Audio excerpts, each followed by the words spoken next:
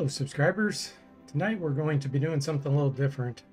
I'm going to try to give a lesson here on how to mod the Bard's Tale Trilogy if anyone's interested in doing something like that.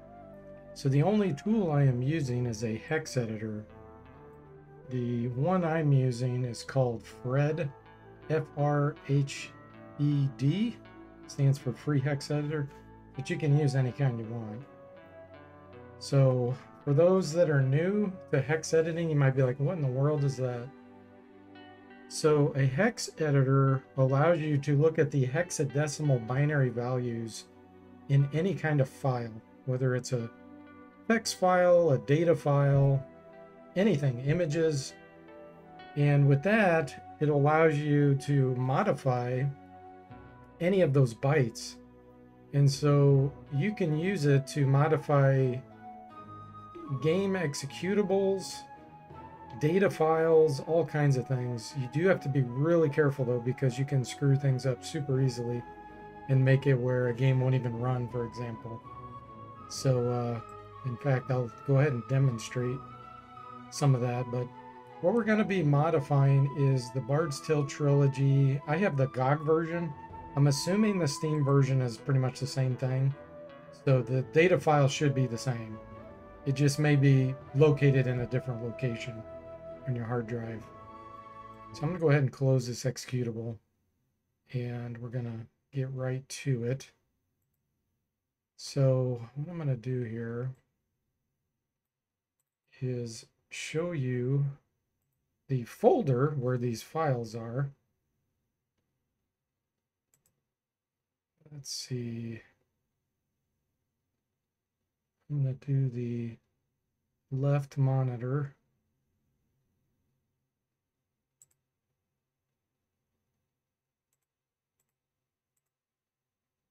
All right. Let's move this over. So if you look over here, the Bard's Tale Trilogy folder, wherever you install it, which if you install the GOG version, I believe goes under GOG and then / the Bard's Tale Trilogy, but it might go under Program Files GOG. I don't know where the default is. I installed it under Games, the Bard's Tale Trilogy. But anyway, once you find that folder, you go into the Bard's Tale Trilogy _data folder, and this is where all the files are for basically the game itself, graphics, data files. Your save game files are not here. Those get saved somewhere else, but all the things that the game engine uses. There's a few files that are of importance here. Basically any that start with level, except for the second one. Level 2 is used for music and sound, so we're not going to be hacking that one. But the shared asset 0.assets also has information in it that we hack. So basically these 5 files here are the ones that I have been hacking for my own mod, which I have completed the first and second volumes. I'm just going to start on the third volume. But yeah, that's where we're at so far. Let me go ahead and flip back over here. Take a look at the chat. Hey there, Bo. Welcome to the stream. How are you doing? I'm doing great. Thanks for asking. All right, so the first file that we're going to go ahead and hex edit is level 1. That's the file name. So this is what it looks like when we open it up. You can see in this hex editor, typically hex editors, what they do is the left side generally shows the hexadecimal values for each byte. And the right side generally will try to display text, if there is text. I'm going to scroll down here just so you can see some friendly words, some text that humans, people that speak English can recognize. But here you're seeing all kinds of binary data, which is why it just looks like garbage. So it is an art form and scientific to use a hex editor. It's almost like detective work trying to find out what to change. The good news for you guys is I have figured out almost all the things necessary to mod this, at least from a data perspective, not from code perspective. So what we're going to do here is go down to an area where the items are. We'll just start with that.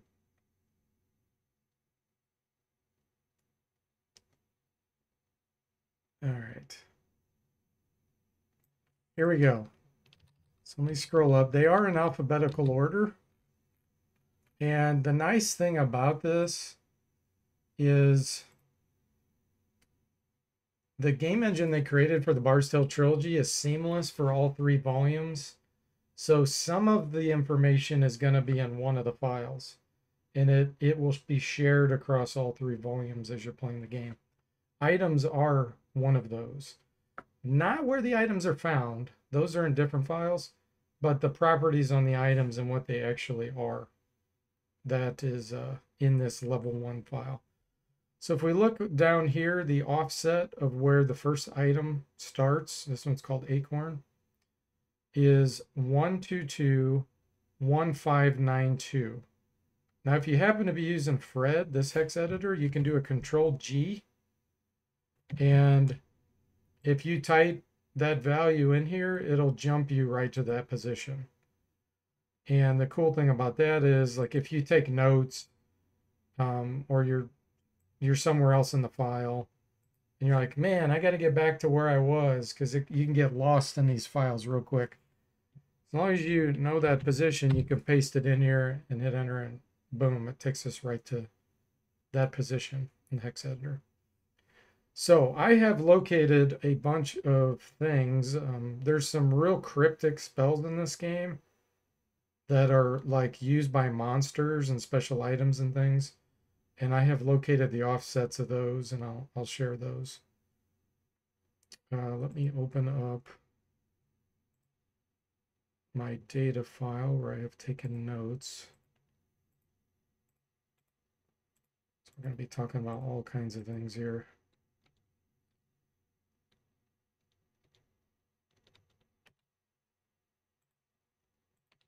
Okay. So let's just take a look at the first. Let's just analyze an item. Let's pick a weapon first, so I can show you where all the positions are. Let's pick this adamant mace. So if you look here where I've highlighted the name, if we look down here, it's 12 bytes in length that I've highlighted. If you come over here, this is the thing that I was mentioning earlier. You can screw yourself up real quick with a hex editor. So you need to make sure you always back up these data files frequently and test the game, open it, load it, go to the different volumes, make sure you didn't screw anything up. But this is an example where you could screw something up. This byte here is the length of the name. So OC and hex means 12. You can use a calculator to figure out, to convert back and forth. Let me bring this up here so you can see it.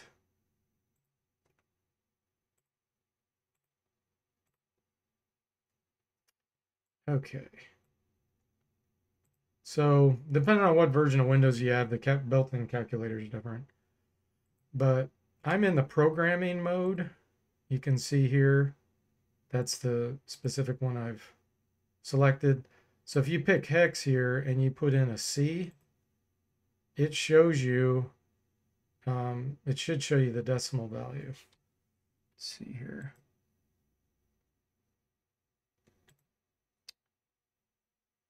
This is not right. This is not what I want to see. Let's do scientific, show me. No. The programming one, what it's doing is it's showing you the bits up here, which I don't like. The Windows 10 has a better one, but if you want to see what the decimal value is, you can click DEC and it'll flip it here. This is showing us the bits and things that we don't care about. So like, for example, let's say there was a value of 3C, which should be 60. When we go over to decimal, it's 60. You can do it the other way around too. Like if you know you're looking for a number of 77, type it in under decimal and then flip over to hex. 4D is the hex value.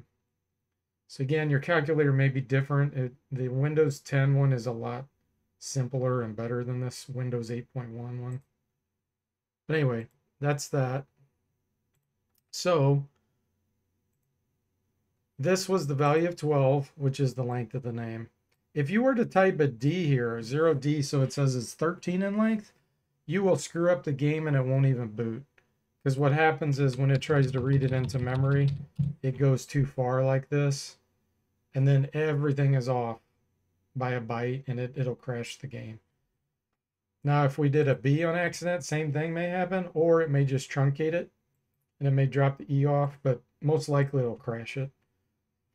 So right before an item name, if you go 4 positions to the left, you can see down here I've gone 4 bytes. That's the length of the name. Now what's interesting about this is you have to be really careful if you're replacing items or you're wanting to rename them or do any of that stuff, that you have to fit into 4-byte increments.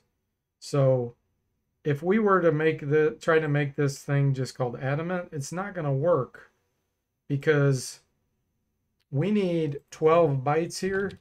And if we chop off 5 bytes, we've gone too far back. And again, when you set this to, like, what would it have been? 8? 1, 2, 3, 4, 5, 6, 7. You would be breaking that 8-byte boundary. It goes 8, 12, and so forth. So you have to keep it within those 4 bytes. So since this one fills 4 bytes, it goes 4, 8, 12. We could shorten it. The most we could do is shorten this by 3 bytes. So we could call this adamant, I don't know, win. I click over here on the right side and type win, and then truncate this by putting zeros in. If you click on the left side, you could put in zeros. So now this is going to be called adamant win. Now we're going to have to shorten the length here by 1, which is 0B. So that's how you could change the name of something or just totally convert it into something else eventually. But of course, I don't want to do that on this item, but that's how you would do it. So I'm going to put this back to adamant mace. And again, make backups of these things frequently. So on 4-byte boundaries, the first position here for an item is the item type. So a 0-1 means it's a weapon. And if you look up here, I accidentally did a drag and drop and it modified the file. If that ever happens, don't save it because you'll totally screw it up. So what we're going to do here is just close and don't save the changes. And I'm going to go back in. I'm going to search adamant mace, go back to it. Okay, so we're back in business. That does happen with this hex editor. So you just got to be careful. But let me go back to my data file. So I will tell you the different item types based on that value. So 0-1 is a weapon. 0-0 is item. It's a generic item slot. And these determine how you equip the item. Like you can only have 1 item equipped per slot. So 0-0 is item. Let's see. 0-5 is gloves. 0-4 is helm. 0-6 is an instrument. So that's for a bard. 07 is a figurine. 08 is a ring. 0A is offhand, which is like a shield or a deadly ring or shurikens. And then 0F are boots. And there's probably another slot or two I haven't put the hex value for yet, but in case anybody's wanting to modify those, that's what those are. Now, normally what I do to find out the next position is I go past that first number. So after the item name, we're going past the first number. Click in here and then hold down the shift button and use your arrow keys. And you can see how it's highlighting in yellow where to go. If you go over 12 bytes from that first byte, you're going to be at the cost of the item. So C409 is the cost for the adamant mace. Bo says, do you have this mostly just memorized?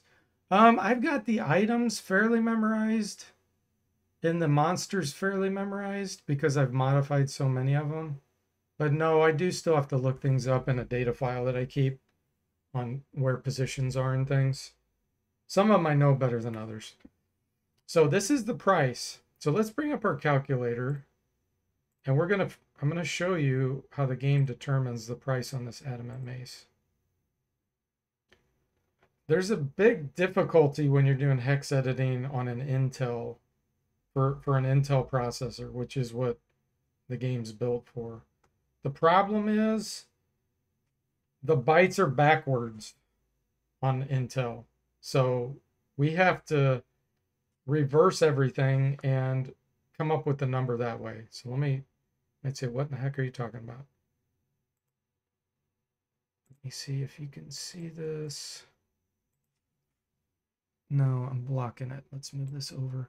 Okay, so see the yellow there that I have highlighted. It is C409. So what if we were to just put that right in the calculator? What's it going to do? And then flip it over decimal. It's saying it's worth 50,185. That's not right. That's wrong. And again, it's because it's reversed.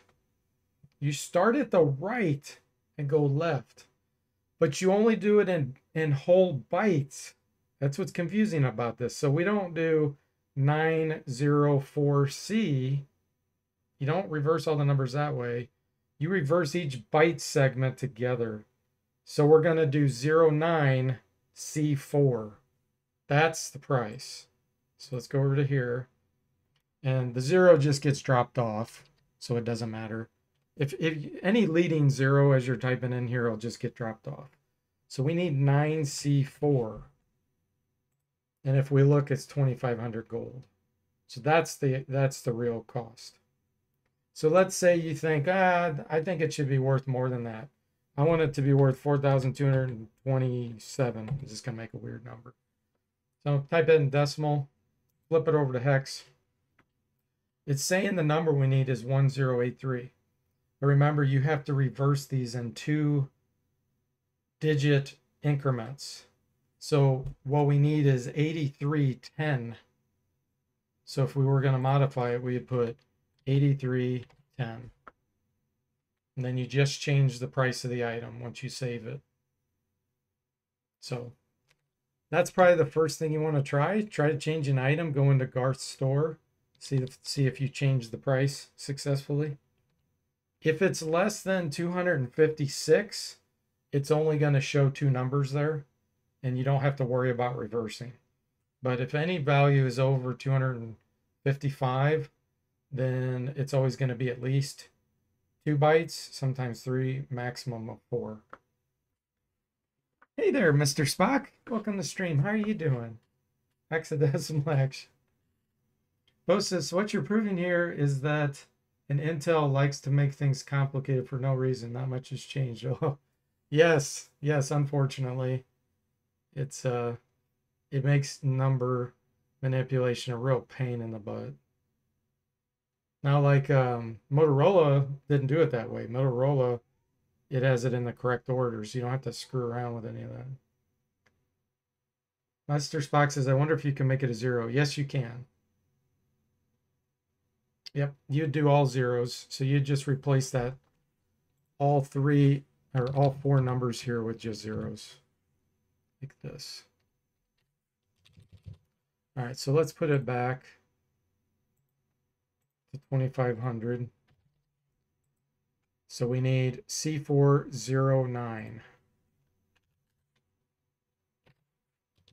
Okay, so anyway, that's the cost. Next position I'm going to talk about is the hit bonus on a weapon. So this doesn't apply if it's not a weapon, but position 16 is the hit bonus. So again, hold down shift, select. Here's position 6, or I'm sorry, 16. You can see 5. So this adamant mace has a +5 to hit. So all you have to do if you want to increase that is put a 3 or whatever. The game engine does not allow negatives. There are no cursed. So you can't do a -2, for example. It's always positive. Free items in the store. That's right, Mr. Spock. Thank you. Yeah, doing well. Glad you are.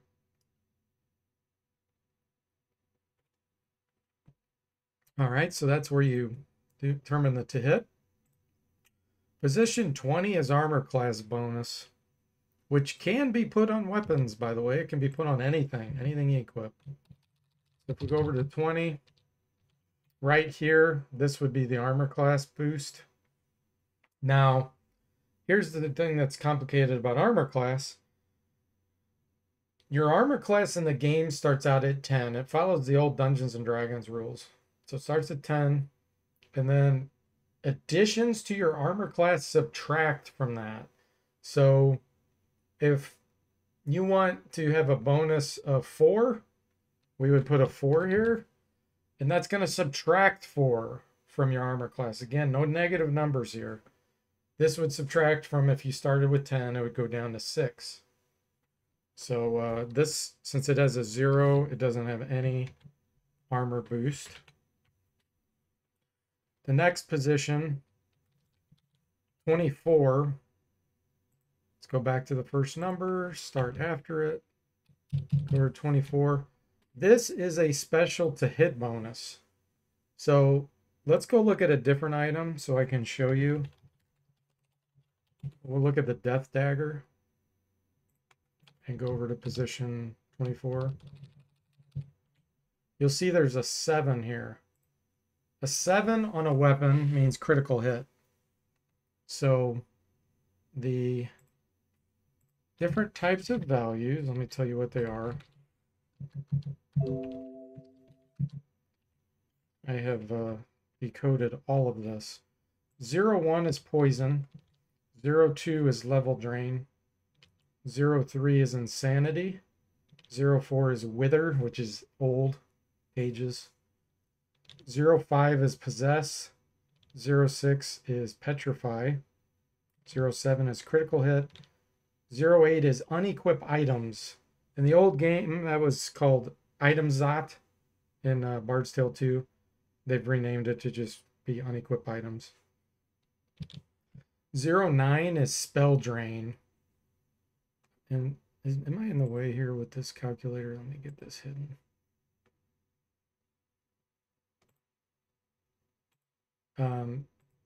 The spell drain one's interesting because, first of all, I'll tell you effects that don't work on monsters. Insanity does nothing to monsters. Wither does nothing to monsters. Possess does nothing to monsters. Unequip items, spell drain. All of those do nothing to monsters. Poison works. Level drain works, but it's weird. You can only max level drain 1 level in a monster. So if you are doing low damage, you keep hitting the same monster, it only had an impact 1 time. So that's kind of strange. Insanity, it'll act like they're insane, but it causes no effect. Same with Wither, same with Possess. None of those truly have effects on the monsters. Monsters don't have items that you fight, so the unequip doesn't do anything. However, if a monster fighting you has the unequip and it hits one of your monsters, and you have Kato's Bracer equipped or the Breath Ring, it will unequip it. So that's kind of weird. But since monsters don't have spell points, the spell drain doesn't do anything to you, your monsters, or to them. And normally you're never going to have a spellcaster up front in the first 3 positions, unless in the Bard's Tale 3 there's a Geomancer. You may have one of those up front. Or if your other characters have died, your mages may, get pushed up to the front. So the spell drain ability is kind of weird. It works, but it just isn't that practical. So anyway, those are all the types of special attacks you can have on a weapon. Okay, that was position 24. Next one we're going to look at is position 28. Let's start after that number, go over. This is the minimum damage the weapon can do. So the Death Dagger does 3, and then if you slide over 4 bytes to position 32, this is the max damage, which in this case 0C means 12. So the Death Dagger does 3 to 12 damage. So you can bump that up. It can go above 255. So if you wanted it to be,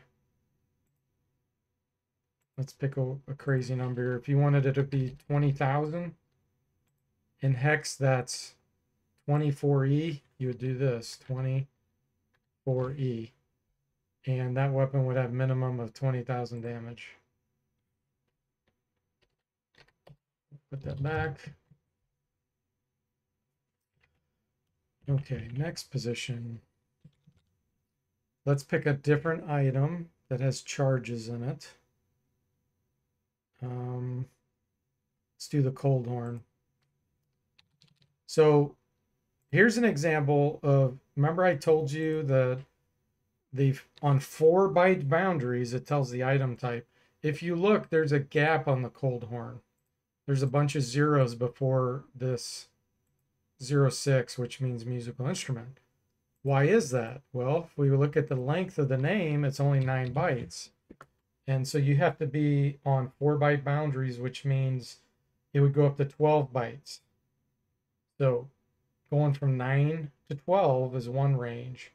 Going from 1 to 3 is another. From 4 to 7, and so forth. So because of that, there's a gap between the first real number on the item, which is the item type here. So we start our look here after that. And we need to go over 36 bytes to talk about the next property. And that's this here, which in this example is the number 32. This is the number of charges max that the item can have. So the Cold Horn, we look at the hex value on that. 32 is 50. So a Cold Horn, when you find one, can have up to 50 charges. Likewise, if you sell that in Garth's store and he recharges it for you, depending on what setting you have, he'll recharge it to 50 charges. So that's what that position is. This next one here, this 40, from what I can tell, which is position 40, it's always 40 on an item. So I'm not sure what the purpose of that is, but I have yet to see a value that's different than 40. Position 44, which is this one right here, is the spell, the index of the spell that you can use for this item. So the way it works is there's a unique identifier for every spell in the data file, and I have found positions for a lot of those. Some of them have names, some don't. The names, if it's a real spell that you can cast, it's the 4-digit abbreviation of that spell. For example, Manger's Mindblade is MIBL. So This would be the index number for MIBL if it cast Manger's Mindblade. But it doesn't. This is one of those weird items that does a special spell that you can't cast. It's a Cold Horn breath attack spell, which is E6. Let me see if I have the index number for that one. I've kept track of ones that I've modified. I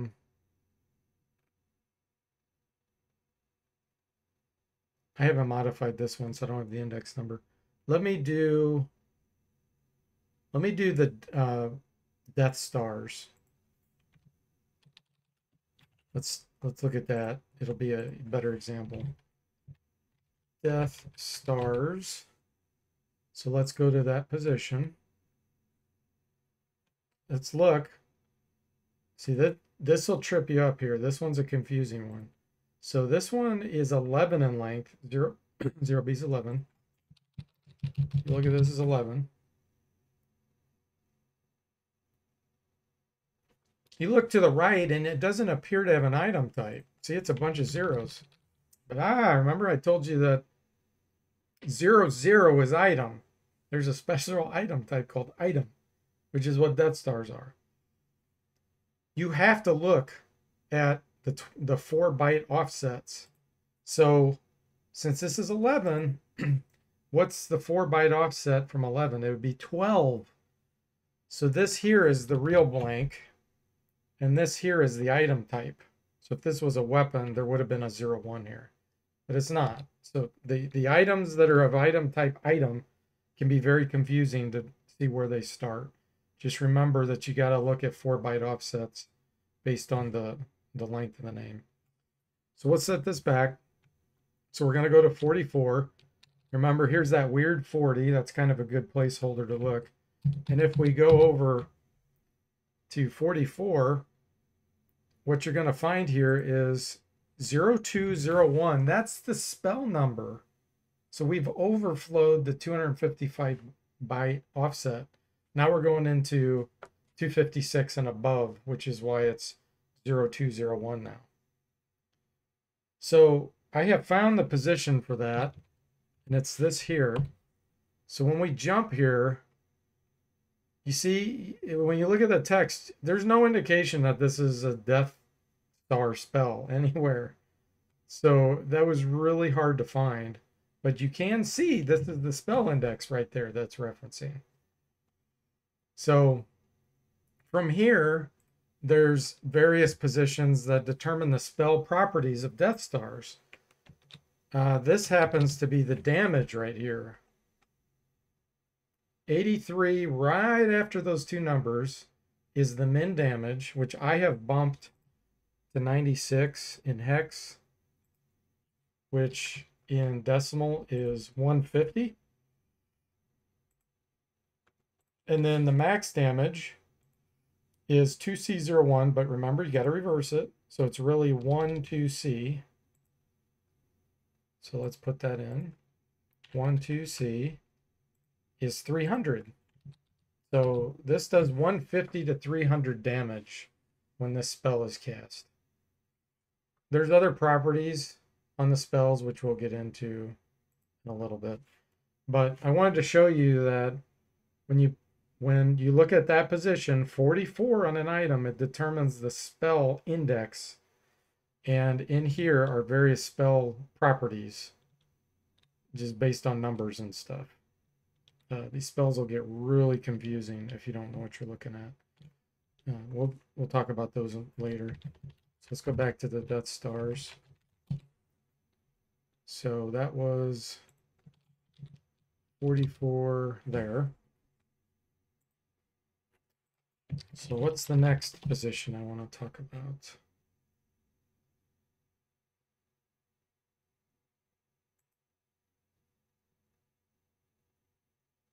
Okay. Let's talk about who can use the item.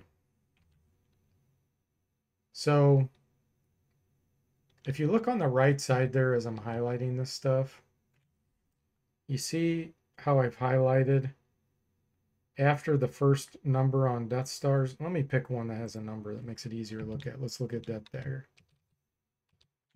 Right after that first one there, I've gone all the way almost to Death Figure, but I stopped short on this 0C, which is the length of the name, remember?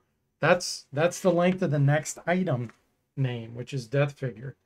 So if you look at how much data we've selected here, there's 91 bytes. It shows that at the bottom of the screen. So the next property to look at, we're going to start right before the next item. So I'm going to go backwards here. We pick that and we start going backwards 4 bytes.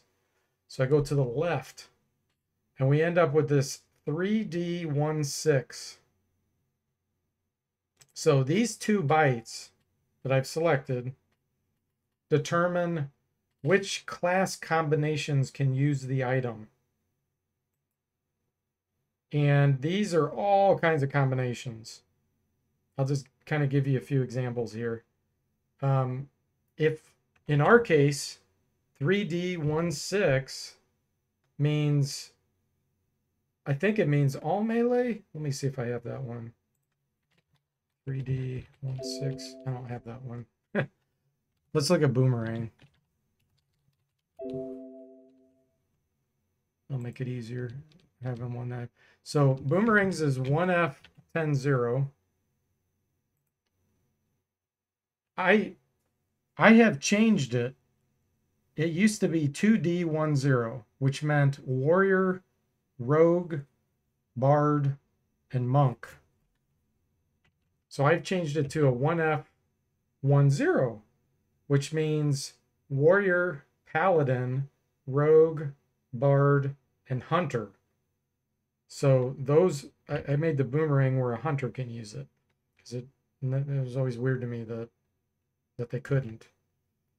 But there's all kinds of combinations. Just for example, if this was 1816, it would be bard, hunter, wizard, and archmage. So you can see how many combinations there are to come up with all the different possible classes that can equip an item. If we look at 3F10, that means all melee. If we look at 3B10, that's warrior, paladin, bard, hunter, monk. So I'm not going to read all those off, but that's what that is. And then finally, there's a special position that is 2 bytes from the back of the item, which should be this right here. That is a special passive ability on the item. Let's look up an angel ring.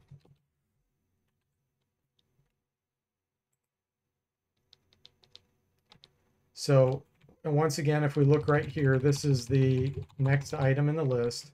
So we're just going 1 byte to the left of that, which is this here. This 04 means a passive resurrection ability. So the angel ring has a passive resurrect. When you get killed, it'll automatically raise you from the dead. Hi there, Muddled. Welcome to the stream. Thanks for the follow. Let's look up another example. I made this new item type called the Hydra ring. And if we look, this one starts here and goes to the right. 0400 means hit point regen, which is different than the angel ring, which is 0004. Those are backwards. That's passive resurrection. Now, some items have multiple properties on them. So again, it kind of works like the class where it combines them.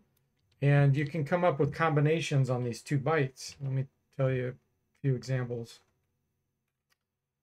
For example, if you have 0005, it will give double spell point regeneration and do an auto resurrect.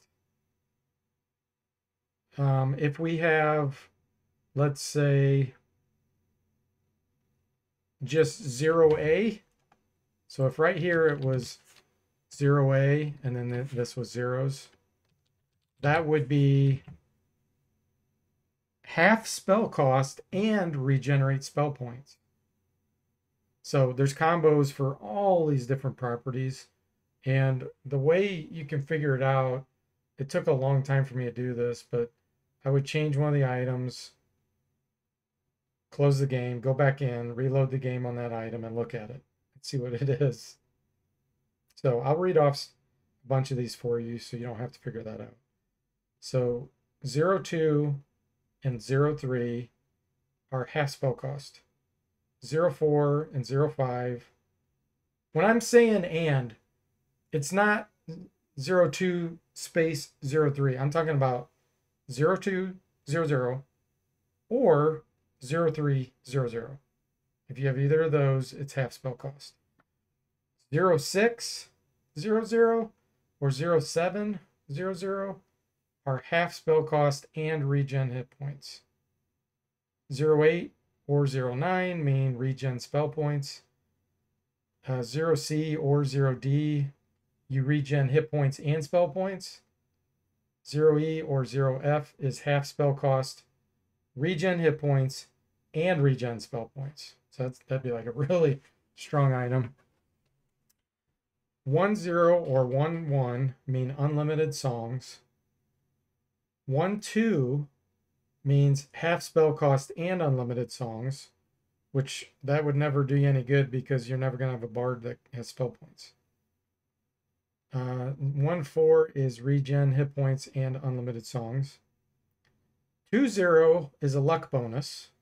So that'd be like on the elf boots, for example. 3-0 means unlimited songs and a luck bonus. 4-0 is breath protection, which would be, like the breath ring. Let me read just a couple more. 8-0 is a hide bonus. 9-0 is unlimited songs and bonus to run. A0 is luck bonus and bonus to run. So you can get all kinds of combinations there. There's literally over 250 combos. Okay, so that's pretty much all the properties on an item. So let's assume, you may ask, okay, how did I make this new Hydra ring? So here's the deal. You cannot insert new items into the file. Like you can't just shove down Aram's knife here and insert a new item in the space right here. That's going to break the game because it looks for specific memory addresses and everything, and you'll crash it. So you can only update equivalent positions. So what I did was I swapped out items that were kind of useless or items that like were duplicates. Like the weird thing about Bard's Tale is you have 3 types of grenades. Actually, you have 4. You have grenade, dynamite, holy TNT, and holy hand grenade. They all do the same thing. They all do Manger's Mallet, and they can all be used by everyone. So that's an example of where I replaced like 3 of those and just left grenade. And so an example would be, let's say you decide I don't want the bard bow. I'm not going to be using that. I think it's a useless item. It's a bard. Yeah, okay. So what do?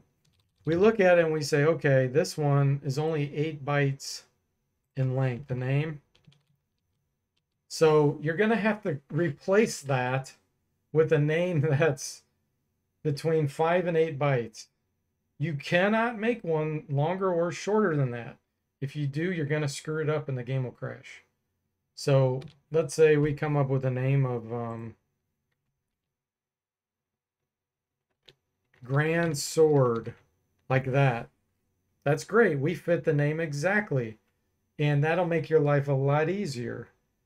If you try to make something shorter, you can do it, but it's going to get it's going to get screwy for you when trying to display it on the screen. So if that's ever the case, what was it? Bard bow. there's another file you have to go into that tells you the actual description of the file.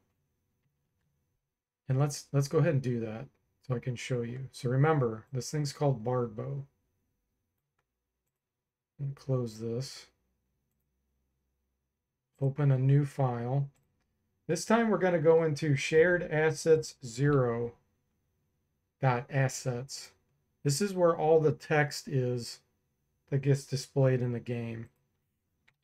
So I'm going to search for Bardbo. And look what we have here. So the way this works is there are keys, which is like an index for unique identifiers in the game. And you'll see this one says key, and it has space, item underscore Bardbo. This following item underscore, this value here needs to match exactly what you have in that level 1 file.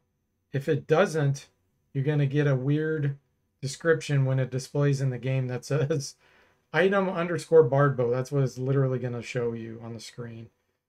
So make sure that this matches up. Now here's the deal.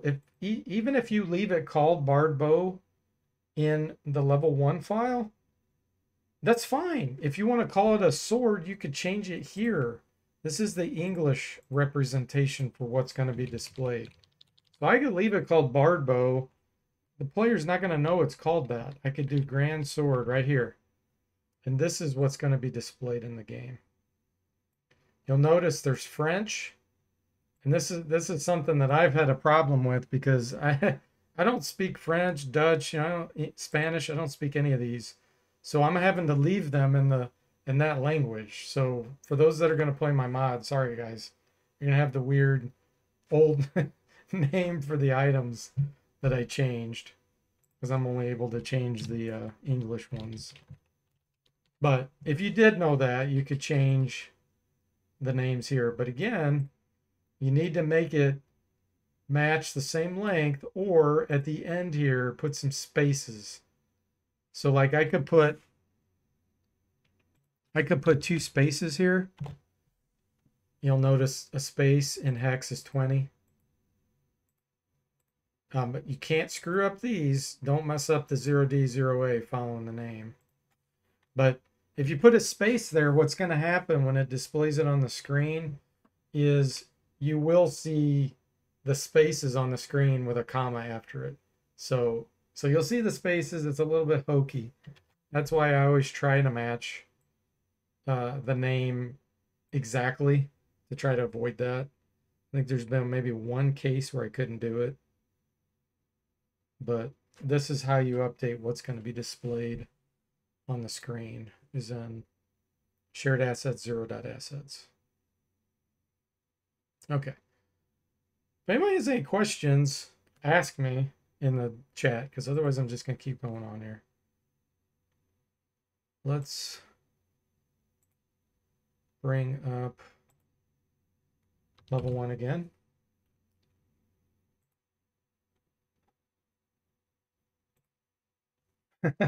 Mr. Spock says, wee wee.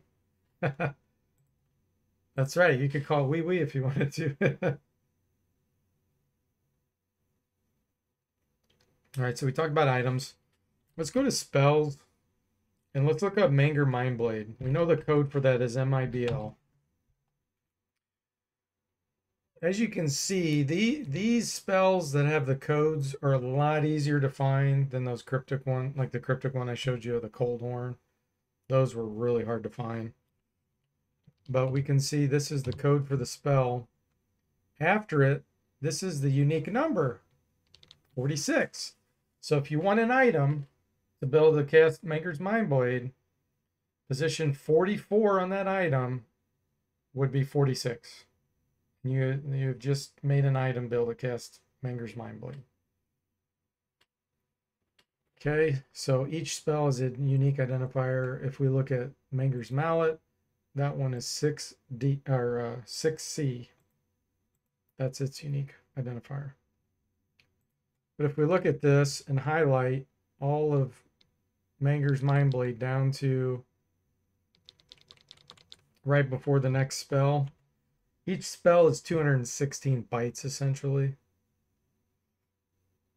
Technically, it starts here because that 4 represents the length of the name.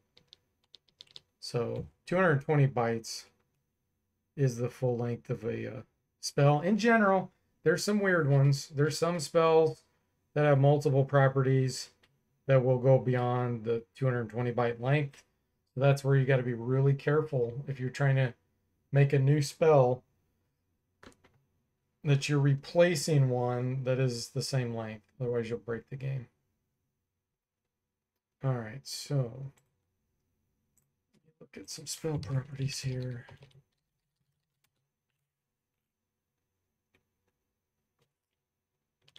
All right, position 12,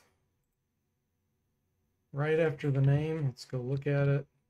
This here, this is the spellcaster type that can cast the spell. 08 means sorceress. 09 is wizard. So you can, figure out for yourself, like 07 maybe conjure, 06 maybe magician. You can tweak that number to figure out what it is exactly. Okay, position 16. This right here is the level, the spell level. So this is a level 5 spell. And if you go over to 20, this is the cost of the spell and spell points. So this is 10. 0A and Hex is 10. So Manger Mindblade is 10 spell points. So I've modified quite a few of the spells to make them more expensive or, cheaper, depending on if I think the balance was off. Mr. Spock says, could you mod it to make a fighter that was capable of casting spells? That I don't know for sure, Mr. Spock. I don't know the answer to that. It depends on if you could find, depends on the game engine and if they coded it where they just have a flag of true or false on a class. If they coded it that way and you could find where those tables are, yes. But if they didn't code it that way and it's hard coded or, like looking at specific class types or things like that, then probably not. Not without having the source code to the executable. You are limited with what you can do with a hex editor because things look for specific positions, and if you start screwing that up, it's not going to work. So, don't know the answer. There's been some things I've tried to find that I haven't been able to find. Like there's the Traveler's Tune spell that decreases your armor class. I have tried to find where that is, and I can't find that one yet. I'm hoping I eventually can, because that needs to be nerfed. It's too strong. But there's lots of things I have not been able to figure out yet. But yeah, good question. Okay, let's go to the next position around 45. Here, position 44, technically. This is the target type. So 06 means all foes. So when you cast Manger Mindblade, it hits all foes. If you want it to hit a single target, you do 03. If you want it to hit a party, you do 05. A single group is 02. 07 means caster.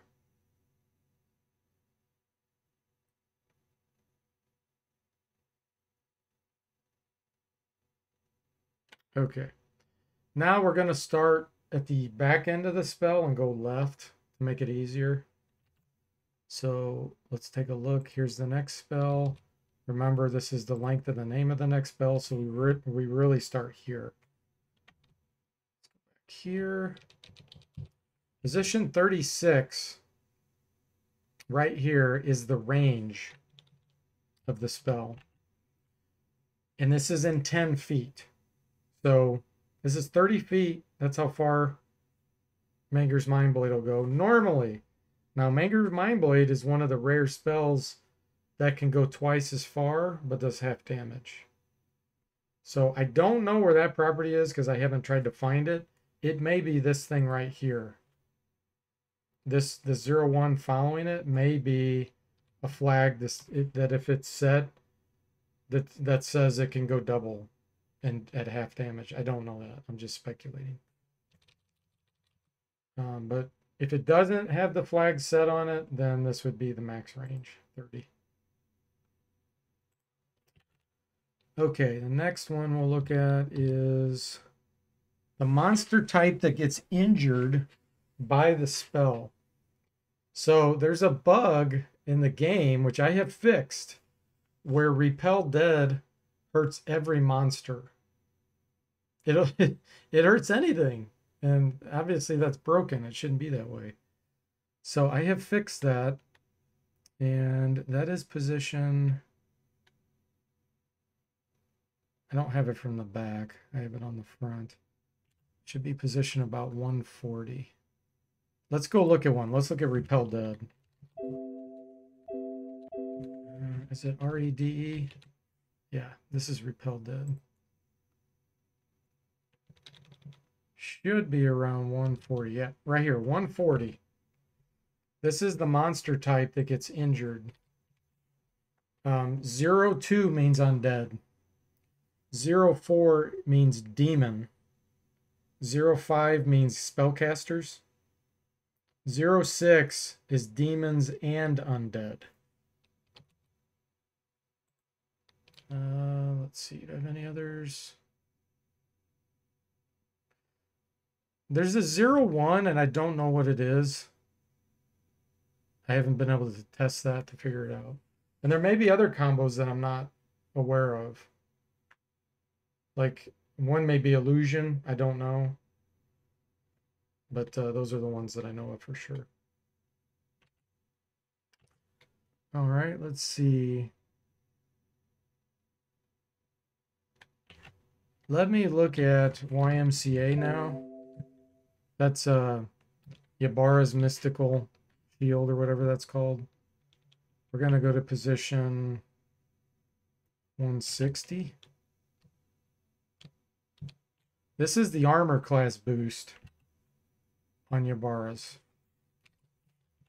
So I don't know if this applies to other spells or not, but from what I can tell, the armor spells, this would boost your armor class by 2. So if you put like a 08 here, it boosts your party's armor class by 8.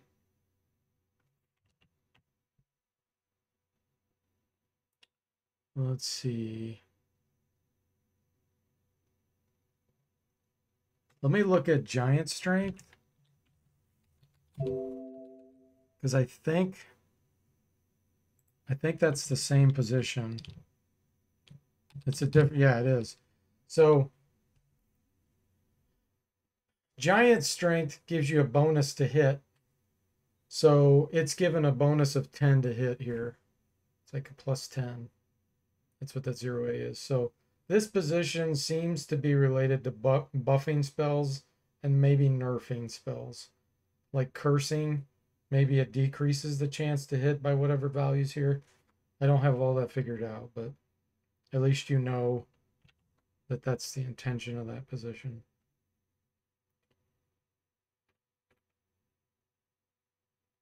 Let's see.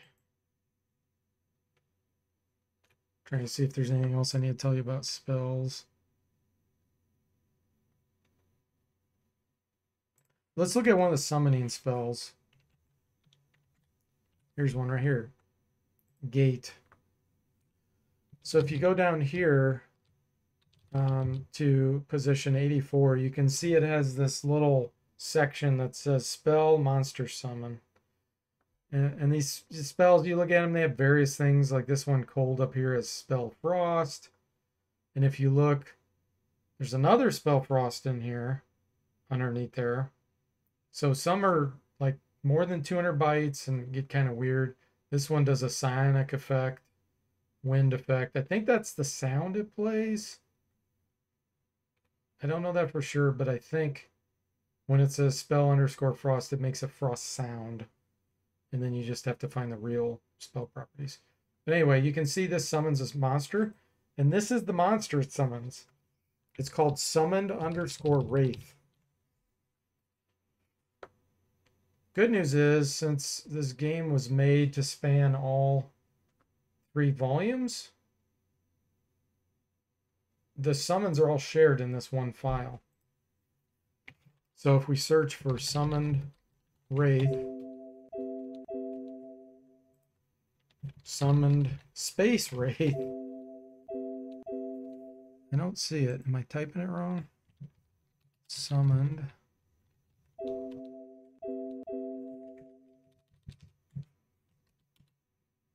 wraith. There we go. I was typing it wrong. So it's down here, offset 120 4780. These are the properties for the summoned monster. This is where you can find hit points, damage it does, types of attacks, its chance to hit, armor class, its spell resistance, all of that stuff's in here. The good news is, from what I can tell, game-specific monsters, so like in the first volume, second, third, and summon, they always have the exact same structure on the monsters. So you don't run into the weird situation like with spells, where some are longer than others. You can literally just copy one monster over another and then change it if you want. And then rename them and stuff. You got to remember, though, you still have to deal with the length of the names and all that stuff. That's still an issue. So let's pick a monster. Do I want to do the Wraith?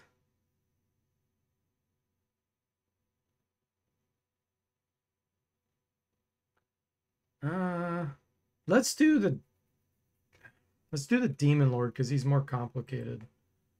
So down here you can see Demon Lord. And you can see there's a gap of zeros here before the first real value, which is this 0.3. Let me bring up my notes.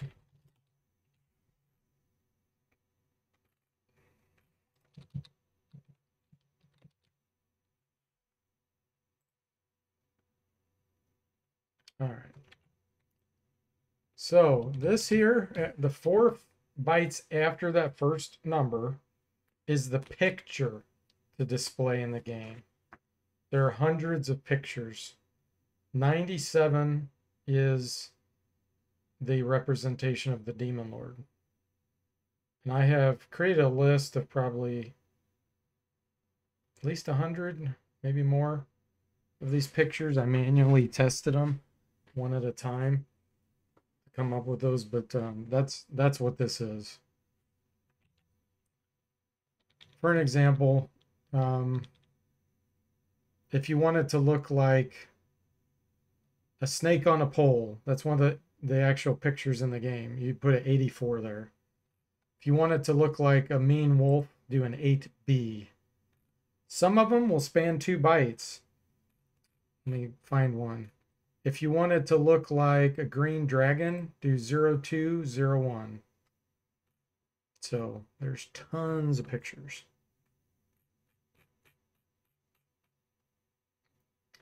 All right, position 16 right here is the max number of monsters that can be found in a single group. So if you randomly run across demons, summon demons could have up to 4. Now when you cast a spell, you only get 1, and somebody else only gets 1. So I don't think this number applies when it's a summoned monster. I think it's always hard-coded to 1. But if this was a random encounter, you could have up to 4 in a single group. Position 20 is the amount of experience you get for killing one. So let's look at this in hex. Just show you on the calculator.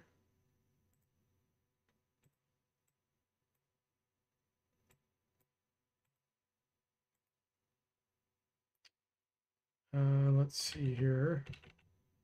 We have 1964. Remember, we got to reverse it. 1964. Click on deaths. 6,500. So you'll get 6,500 experience for killing one Demon Lord. And that's if you had one character. You know, if you have 6, it divides it by 6.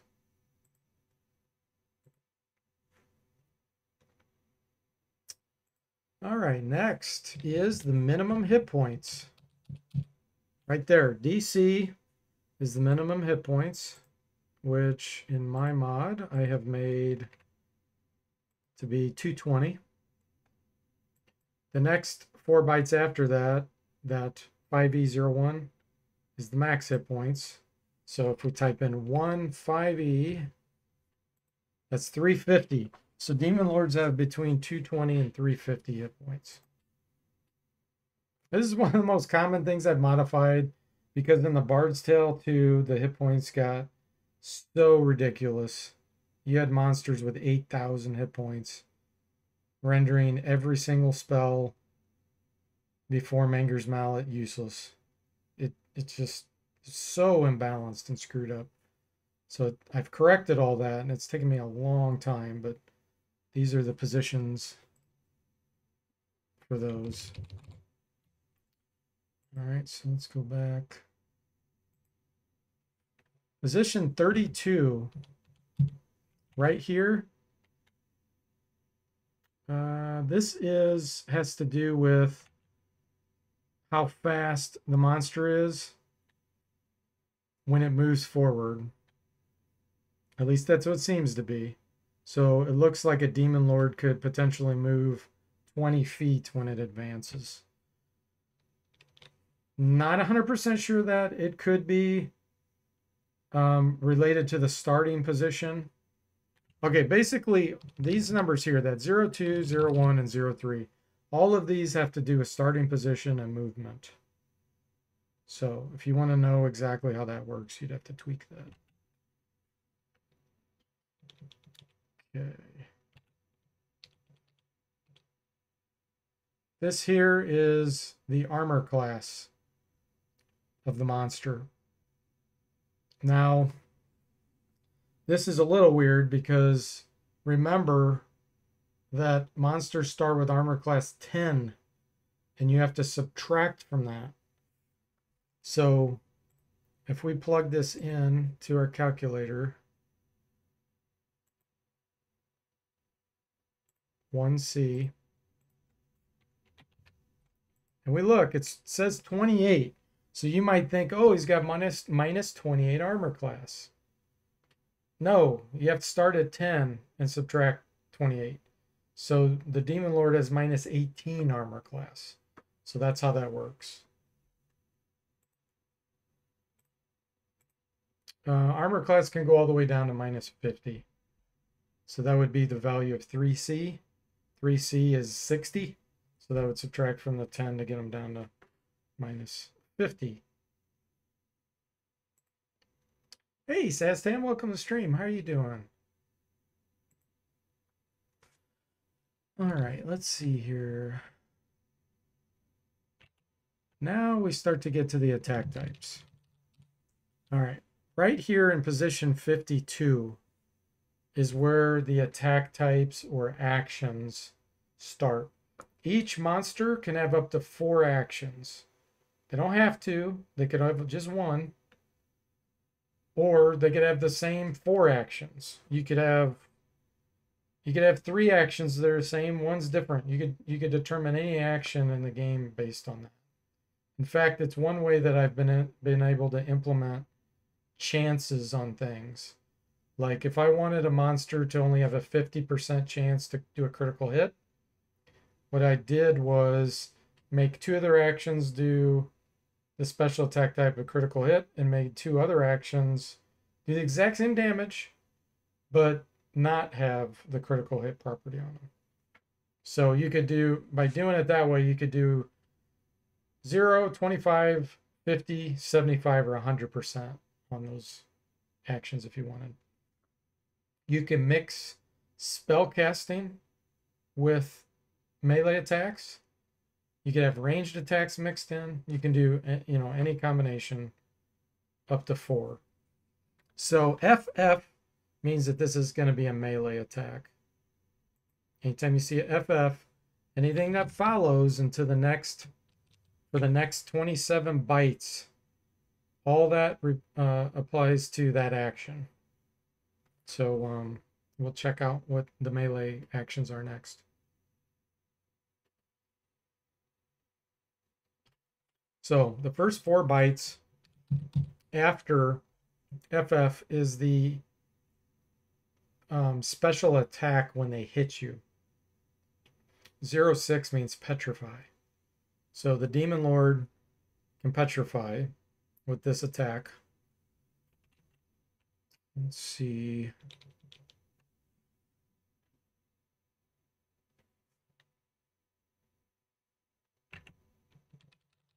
This here, I'm not sure what the 2 is. It might be the sound, like the type of graphic to display, like a fist or something like that. I don't know. I don't know what this is. Let's see. This here, position 16 after the first, is the range on which they can do this action. So melee is always going to be 0-1, 10 feet away. Bite 20 after it is the min damage. But this is a tricky one because monsters do have number of attacks, which is somewhere else. I'll show you that. So if they only get 1 attack, this would be 20, which is the value of 32. So the Demon Lord would do 32 damage minimum. Bite 24 would be the max damage, which 80, let's plug that in. 80 is 128. So they would do 32 to 128 damage if they have 1 attack. And then that's it. That's it for that action. So let's go to the next action. 27 bytes. Let's take a look. Again, it looks like they did the same thing. We have a 6 for petrify. We have the 10-foot range. Damage is the same. Okay. So 2 melee attacks, exact same things. Haha, now we're going to do something different. It's not an FF anymore. It's a 64. Hey, Element, welcome to the stream. How are you doing? It says tech stream, yay. Yeah, I've been blabbing on about it where you can change all the things to mod Bard's Tale Trilogy. So this is, if it's not FF, it's a spell. It could also be one of those hidden spells that I told you about that are weird. Like we could make him do the cold horn effect. We could make him do throwing an axe. All those are special spells. And I have most of them mapped out. So 64, if I go look at that, that is greater summoning. So if I wanted to change this so he doesn't do greater summoning, but let's say he summons Herb. Summon Herb is the spell 5D. If I wanted him to cast Rhyme Fang is 50.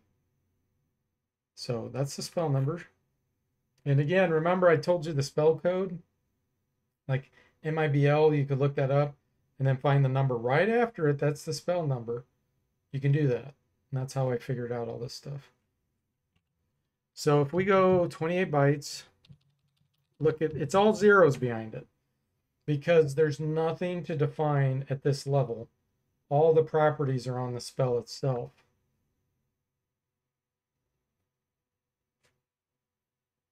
Now, this FB is a breath attack, and it's a special kind of spell that does get some of its properties from what follows here.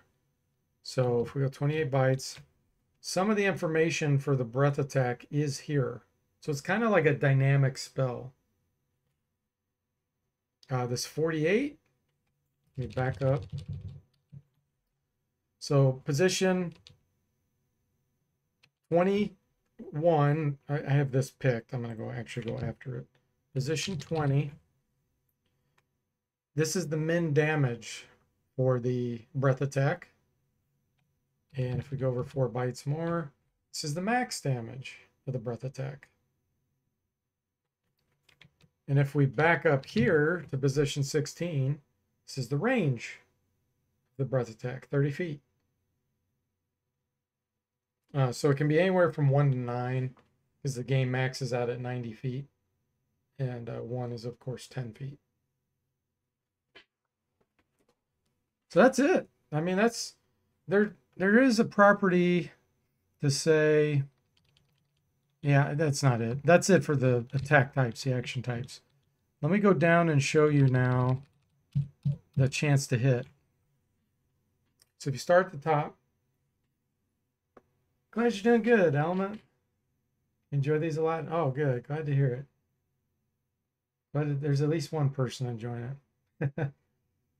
So position 200 after the first number is the minimum armor class that they are guaranteed to hit when they attack with a melee attack.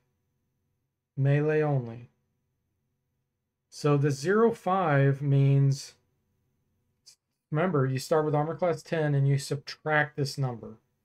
Since this is a 5, and we subtract it from 10, the Demon Lord can hit minimum of armor class 5 guaranteed. The value that follows here, position 204, is the absolute max armor class it can hit. So if we look at that in our calculator, again, I've modified these, so this is not the native game. Look at 3C, or not 3C, what did I make it? 36. 36 is, no, it didn't do it right.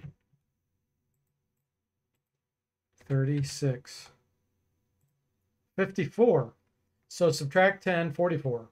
So the Demon Lord will hit anywhere from a armor class of 5 to minus 44. And essentially what the game engine appears to do is just generate a random number in that range. And if the person he targeted is lower than that number, then it misses. Otherwise it hits. Okay. So that's what that is. The next one here at position 208, this is the number of attacks, the number of melee attacks that the monster gets, which applies to that damage multiplier up here that I was telling about for each action. Demon Lord does 32 to 128. So if I put a 2 here, it would double the damage. If I put a 3, it'll triple the damage.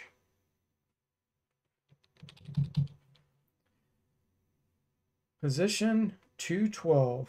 This is, or at least it appears to be, I haven't been able to 100% prove this, but I'm 90% sure this has to do with the chance to hit and penetrate with special types of spells, like thrown weapons, like ranged. Ranged weapons are weird in the Bard's Tale. They check your spell resistance. They don't check your armor class. But they do have a separate value, or at least it appears, compared to resisting spells and casting spells, like legitimate spells. So it appears this has to do with that. And this would be 0F, which is 15. So if you have a spell save of 15 and 1A, let me bring up the 1A. That's the min. So min spell penetration is 15 on the Demon Lord. Max is 1A, which is 26. So from 15 to 26. If your spell save is at least 4, I think, higher than that. So if you had 30 for spell save, you will always resist this 100% of the time. If your spell save is less than the minimum, you're always going to be hit by this. You're always going to take damage. And if it's within the range, I don't know the exact rules, but it appears that there's like a 4, based on the number that's generated, there's like a 4 range value that you can be above or below, and then it's like a 50% chance to proc on you. So there's some weird rules going on there, but essentially that's how it calculates your chance to resist it. Okay, so that's for this. If we go to position 220, this is the minimum spell resistance or spell save of the monster. And 224 is the max. So again, it seems to generate a random number for the monster each time a spell is cast to determine if it resists or not. This does appear to have the penetration value also when they cast normal spells. So like if a demon lord were to cast Manger's Mallet, which is a real spell, it's not one of those weird range ones, it appears its spell save does impact that. So I wish I could say for 100% sure that that is how it works, but like I said, I'm about 90% sure that's how that works. All right, let's look at this position.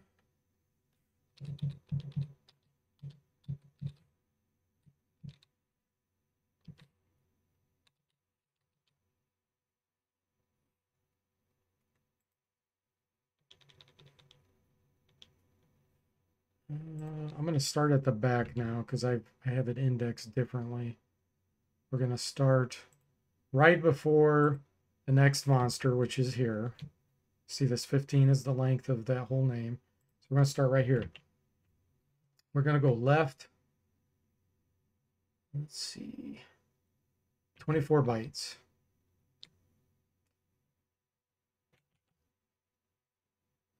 Actually, 20 bytes. This is the type of monster. So a 0-4 means demon. So if you want a monster to be vulnerable to the demon spells, that's where you'd put like a 4 here. If you want to turn this into undead, I think I said undead was 2. Yeah, you could make them vulnerable to holy water, you know, if you want to make them undead there. Normally this will be 0-0 if it's doesn't have any special, you know, vulnerabilities or whatever. Okay.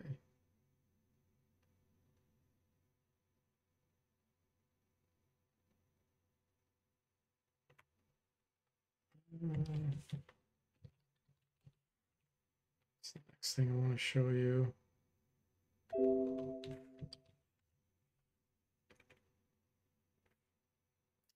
Okay. Let me show you position 236. Oh, and yeah, there's something else I skipped here. The initiative of the monsters. So right here, 228 after the, you know, first number. This is the initiative of the monster, the minimum initiative, and then position 232 is the max initiative. It's a random number between this range. And if it's higher than yours, it goes first. And so the order of how the monsters are going to go in combat is completely determined based on the random number generated between these. So you could set monster initiative really low, really high. You can make the min low and the high super high so that it's more random. Or you can make it the same. Like you could just set it sky high on both to guarantee that it always goes first. Or you could set it super low on both and it'll always go last. I don't know how it determines the player's initiative. And I have not found anywhere where that's determined. So all I know about is the monster initiatives. All right, next thing I want to look up here is a different monster. Let's look at the Molten Man because he has a vulnerability. And I want to show you that spot. Let's see. First off, 236. This is their immunity. So monsters can have what's called an immunity, which isn't an immunity. It's really half damage. I wish they wouldn't have called it immunity. In fact, I think I renamed it. I don't remember what I called it, but I didn't call it immunity. So an 8/0 is fire. So if you were to cast a fire spell on this, it's going to take half damage.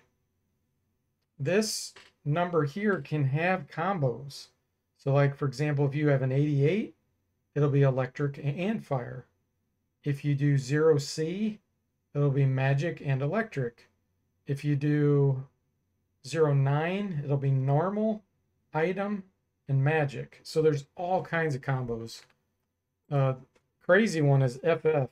If you put FF, it'll make it immune to normal, item, magic, electric, cold, holy, water, and fire. So that's what that position is. Position 240 is weakness. So this makes it where they take double damage. It's the same scheme, so same numbers that I was just telling you about, but that gives them where they'll take double damage.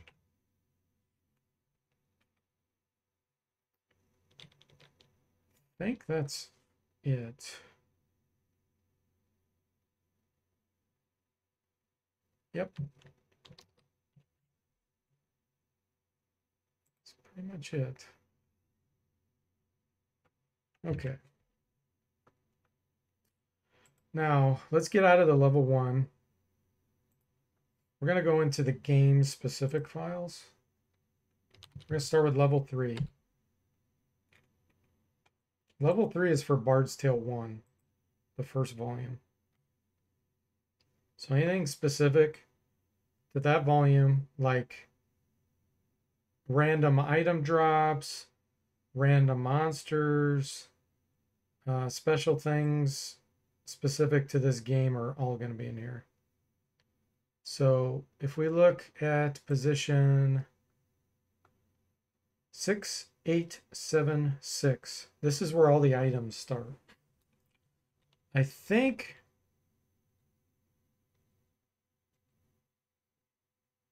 all the way down.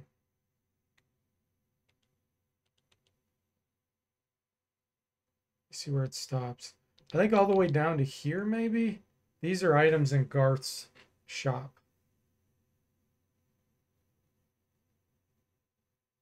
Is that right? I don't think that's right because I don't see my health potion. These would be items that are randomly dropped in the first area. Let me look for health.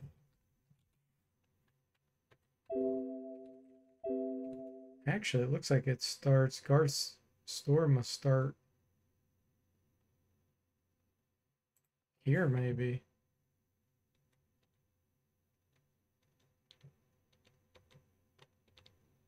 Might go to here like this.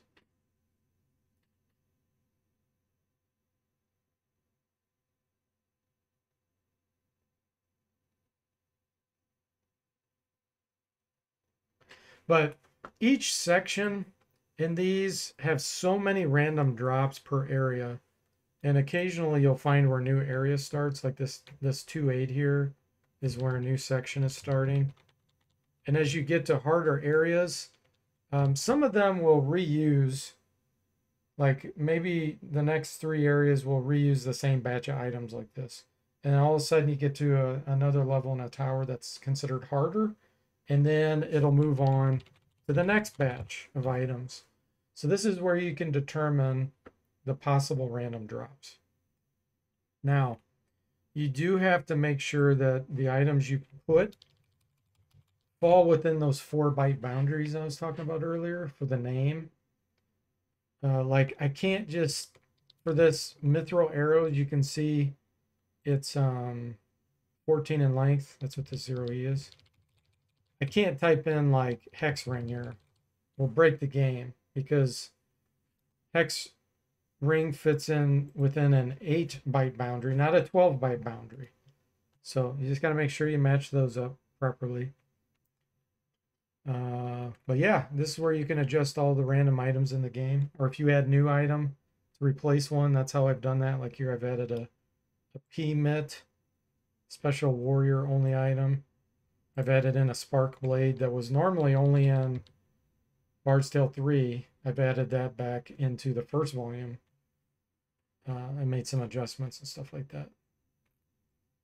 Then you're going to run across sections like this, which are the random monsters that can appear in a given area. See Kobold's Hobbits. You can see here we're on level 2 of the sewers. These are the random encounters here. You'll see some weirdness like Magician 2. You're like, what? I don't remember seeing a name like that in the game. Well, this is an index to the monster. And remember that I said in that assets file, that's where it displays the real text.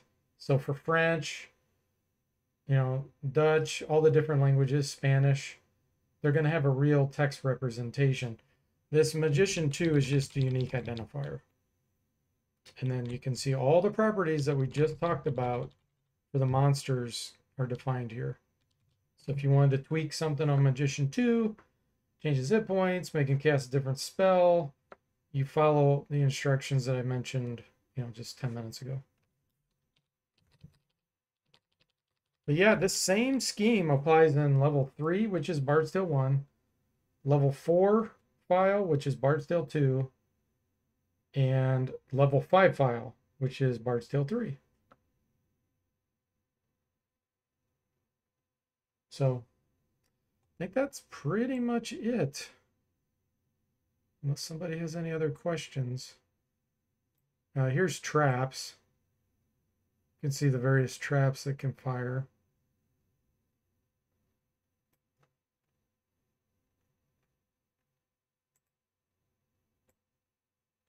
Yeah, I can't think of anything else.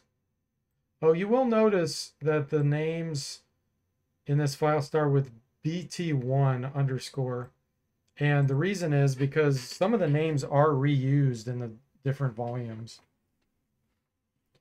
I've tried to minimize that, and I've tried to give all the monsters unique names because I don't like when it's called a Vampire Lord in the first volume and it has different properties from the Vampire Lord in the second volume. I've tried to come up with different attributes, but this determines the unique identifier so that you can look it up in that assets file. There is a singular versus plural. So like it'll say ice giant in English. And if you find multiples, it'll use the ice giant plural form, which might be ice giants, because different languages handle plural and singular different. But that's why you see, you know, the name there and then one that says plural. It means that both those names apply to these properties here. So that's about it. You guys can go mod Bard's Tale Trilogy now. Like I said, if you do make changes, make sure you back up the files and frequently and test.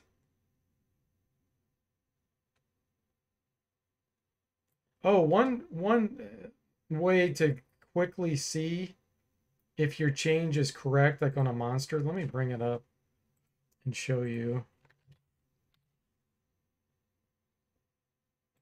If you play through the game, you can load an old save game file, even if it wasn't through this, you know, your mod. And as long as you've seen that monster, you'll be able to see the properties on it.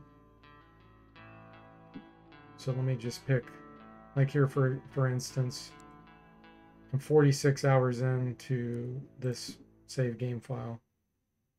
You can look at the bestiary.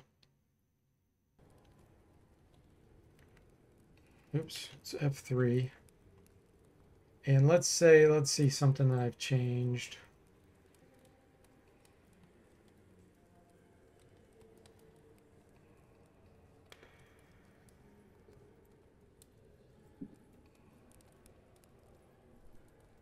I know I've changed Dexter. So on Dexter, normally he had critical hit ability. And I removed that because he's a monk. Monks don't get critical hits. That's a hunter thing. He still does a crap load of damage because monks do super heavy damage. But you can come in here, and as long as you have fought enough of them, you know, you would see your change here. Because normally in parentheses here, it would say critical hit. Here, for example, I gave the Demi-Lich Maker's Mindblade. So, it shows up here. So it's a quick way to double check your work.